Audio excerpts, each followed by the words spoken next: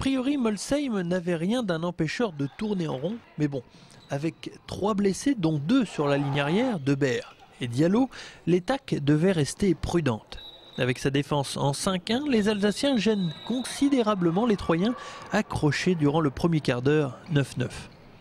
La seconde moitié de la première mi-temps sera presque exclusivement à l'avantage des visiteurs, avec notamment 3 buts d'avance à la 20e minute, 11-14.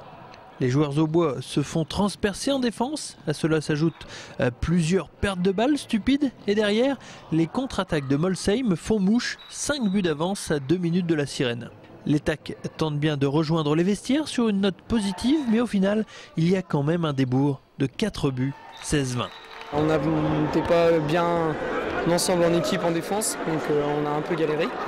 Mis à part ça, on s'est remobilisé à la mi-temps, on a parlé entre nous, on a essayé de se remobiliser pour retrouver notre jeu d'équipe et puis bah voilà quoi.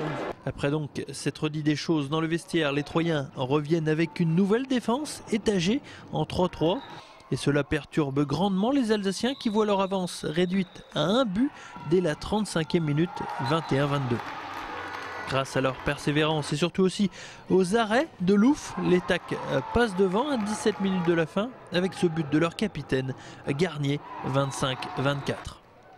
Sur leur lancée et toujours avec la complicité de Louf, les joueurs de Christophe Guéry et Carole Martin prennent leur distance, aidés, il est vrai, par l'omniprésent Lacombe. Il ne restait plus ensuite qu'à dérouler tranquillement une rencontre qui aurait été loin d'être tranquille.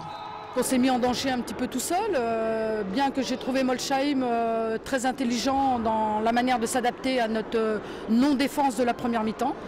Donc voilà, après il a fallu trouver une stratégie qui nous permette de retrouver un petit peu d'envie, d'agressivité défensive et de mobilité. Avec la 3-3, ça a bien fonctionné, on a récupéré des ballons et puis on les a un petit peu épuisés physiquement sur le dernier quart d'heure. Voilà. L'Étaque n'est plus à présent qu'à 2 victoires de la Nationale 2 et sur les 5 matchs qui restent, on voit mal comment l'accession pourrait lui échapper.